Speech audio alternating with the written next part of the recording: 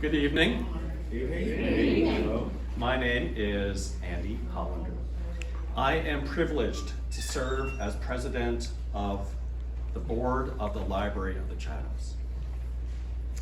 100 years ago today, Linda Phillips Lum was right here, where we're standing. This is the 1924 footprint of our library. She was our first library director. How did she come to be chosen? Well, she wrote a wonderful memoir. It's called As I Remember. And in it, she said, modestly, that her qualifications were, and I quote, an interest in people and books. People and books. As for books, Ms. Lum presided over a giant collection of, my estimate here, 2,000 books. Today, our library has 115,000 books in print. It also, as Karen knows, has 5,000 electronic books, ebooks. Now, I researched how many ebooks the library had in 1924. Took you a long time to come up with that. So wouldn't you know it, I couldn't find an answer. So I asked our crack reference staff here at our library for the answer. And you know what? They're so smart that they very quickly gave me the answer. But really, aren't the people the library serves and that it brings together just as important as the books?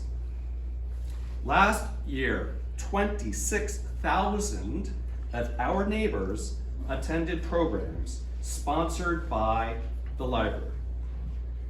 And last year, 5,000 of our neighbors attended community group programs or meetings by the library. We thank Linda Phillips Lum and all the people who contributed to the library over the years with their time, their devotion, their philanthropy, and more. We stand on their shoulders. For by strengthening the library, they strengthened our community. Before I turn over the floor, let me recognize some people that our library is grateful for. Mayor Carolyn Dempsey of Chatham Borough, Deputy Mayor Mike Choi of Chatham Township, Justin Strickland, council member for the borough, Chatham Township Committee member Marty McHugh. Marty. And we thank Marty for being the committee's representative to the library. We're grateful, committee member McHugh. Lynn McGrain of the borough's Chatham Historical Society. Pat Wells and Martha Wells of the Chatham Township Historical Society. The transition team, the mighty transition team, a group formed by the library board, which helped plan today's event. And the teen room grand opening a few weeks ago. Christina Mott, committee chair and also member of the library board. Kevin Sullivan, vice president Bartender. of the library board. Bartender. Bartender extraordinaire. Yep. Lynn, of course, treasurer of the library board. Jen McNally,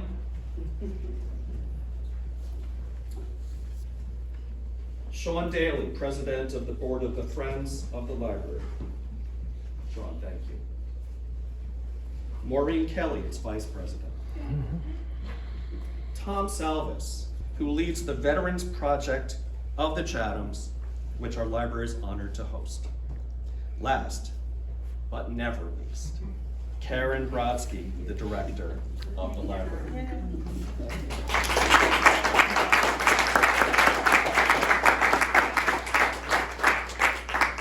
Have I missed anyone? I know I have. There are so many people whose hands and hearts help our library. I believe that Linda Phillips Lum, if she were here today, would be smiling. May our library remain a beloved community center for books and people for another century. And now may I welcome Mayor Carolyn Dempsey.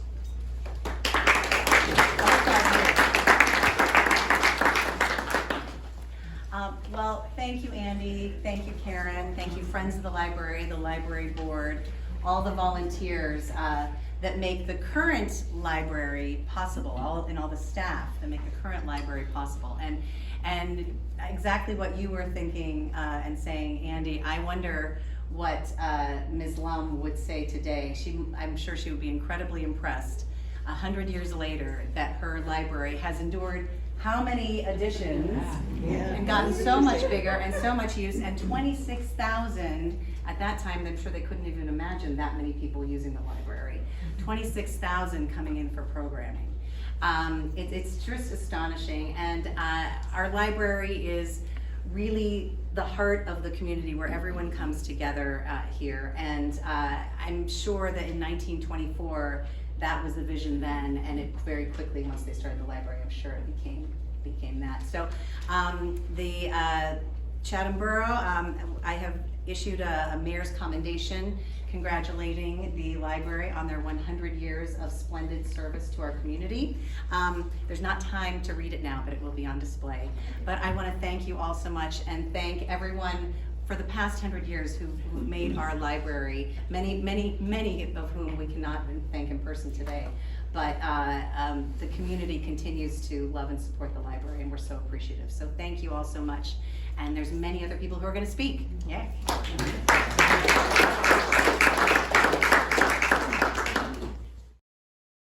Lynn McGrain, and I'm here to represent the Chatham Historical Society and to congratulate the Library of the Chathams on celebrating 100 years of our treasured library right here on this spot. I hope you've had a chance to view some of our old photos around showing how this beautiful building has expanded over the past 100 years. And fortunately, our town has wonderful records of our library's evolution, thanks to the writings of several esteemed Chathamites over the years. Debbie Fabian, who is the Vice President of the Chatham Historical Society, spent several hours collating snippets and anecdotes that she shared in the library newsletter over the past year. I hope you've read some. I was not in cahoots with our esteemed president or mayor, but one of my favorites is about Linda Phillips. She was a local young woman with a passion for books and was asked to be the librarian in 1907. And she wrote in her history that the library was to be open from 3 to 6 and 7 to 9, 3 days and nights a week. Linda Phillips was asked to be librarian. She said no thank you at first because her mother disapproved. Quote, in those days, young ladies just didn't go places alone in the dark. Chatham was having a crime wave. 1907. There had been burglaries and a peeping Tom. She won her mother's approval by, quote, the suggestion that I should carry my Smith & Wesson 22 caliber revolver fully loaded And this I actually did, carefully hiding it in my desk upon arrival, a secret known only to my mother and me. Karen, what are you hiding? So as you know, 17 years later, she retired when she married Frederick Lum the year the library was built, and was appointed to the Library Board of Trustees, and she dedicated most of her life to improving all aspects of our library. As our library was being dedicated on this day, May 10th, 1924, 30 local residents interested in preserving all historical aspects of Chatham requested space in the new library to house records and artifacts. Permission was granted, and the Chatham Historical Society was born. We celebrated our centennial 2 nights ago. I know some of you were there. And today we're so grateful that part of the library's master plan will include a prominent space for Chatham history as construction continues. So thank you for coming on this dreary night to honor Chatham's true treasure. Thank you.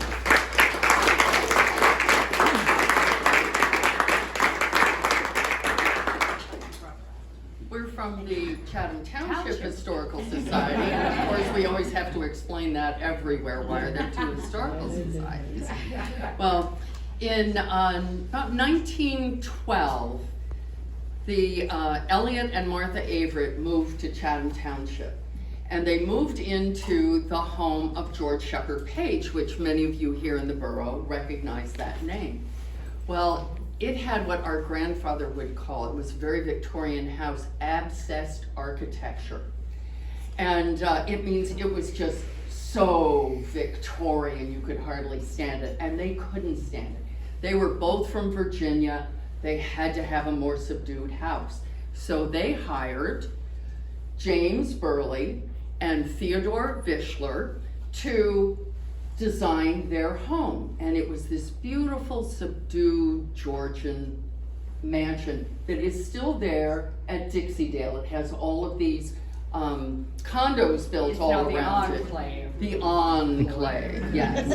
But the mansion is still there. Now, why am I telling you this? Because when Chatham decided to build its own library, Mr. Averitt thought it had to be a subdued, dignified building. So he actually donated the services of Burley and Visscher for the design of the library. And if you see that lovely, very dignified academic building, it was very classic of its time. It was, they were all red brick and just lovely arched doorway there. So look at Dixie-Dale, look at this lovely library, and you can still see it. It's still here.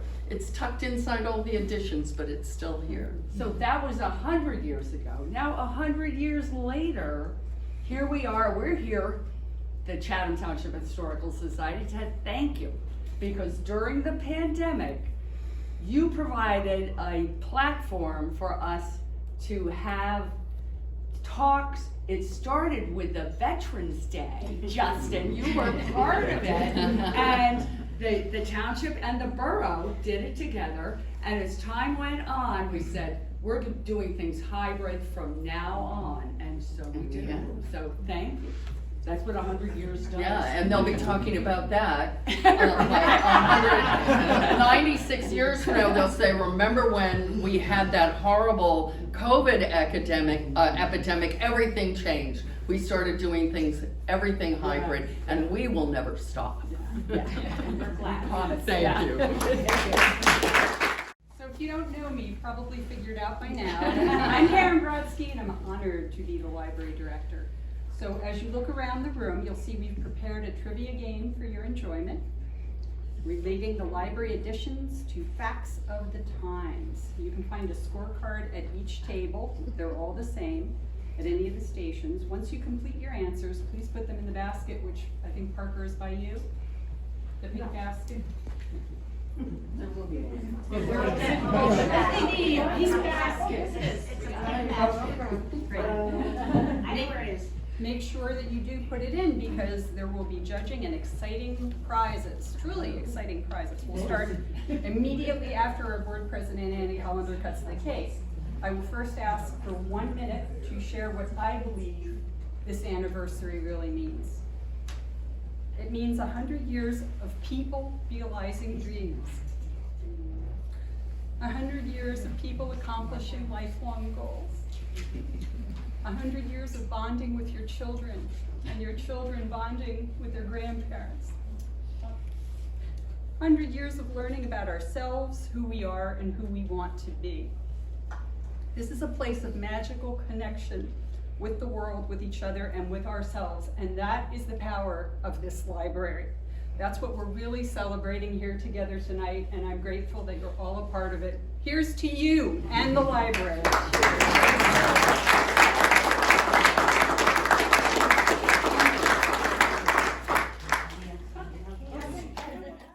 You know, in anticipation of this evening's event, I did a little bit of reading, and I want to share a little bit of things that caught my eye as I was reading some material. I'll take you back to the 1930s, where Chatham's population grew about 25%, as I understand it. And what fascinated me was that the collection of books grew over the next decade by 100%. So something like 15,000 now stands, as I understand it, Mr. Hollander, at over approaching about 120,000. And the circulation of that had gone up by 100% as well. For you history, you don't have to be a history buff, but to know the 1930s was a very difficult period in this country. It was a Great Depression era. And so what's fascinating is, notwithstanding the Great Depression, people sought out books they wanted to read.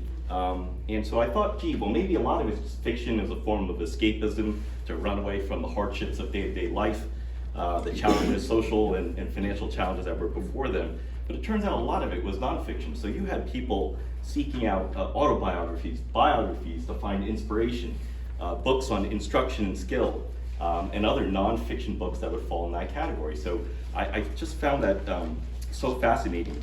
And it was clear to me that the library had risen to meet that need. It's also clear to me that the library today rises to meet the need of everyone in the community. I think you've only got to go to the newsletter, which I find so wonderful. And it is loaded with services, programs, a multitude of offerings to seniors, adults, teenagers, and young children in this community. So it's a great testament to the library staff. I applaud you, Karen, for captaining the library through successful waters. Mr. Hollander and the members of the board, the friends of the library, all benefactors and donors. So everyone's had a small and large hand in driving the ship and making this asset truly a wonderful asset. So I did want to share a couple of quotes. I won't take up too much more time, but one that's got a little bit of levity, another one that kind of shares the gravitas of the world that we live in today. And the first one is, whatever the cost of our libraries, the price is cheap compared to that of an ignorant nation. This is a quote from Walter Cronkite, who during his heyday was truly the voice and conscience of America.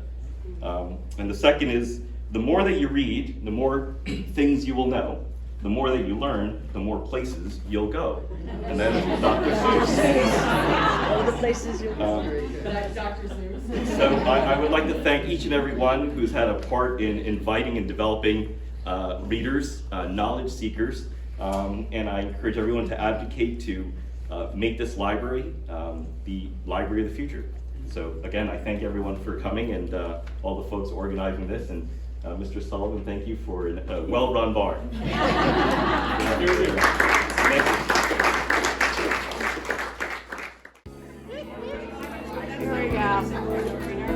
Okay, that was pretty funny. One more for me. Okay, great. Okay. Make the cut, Andy. Let's do it. Karen, let's go. Here we go. Yay. Okay, excellent. The cake is stunning. It really is gorgeous. But I can't. Lynn McGreen got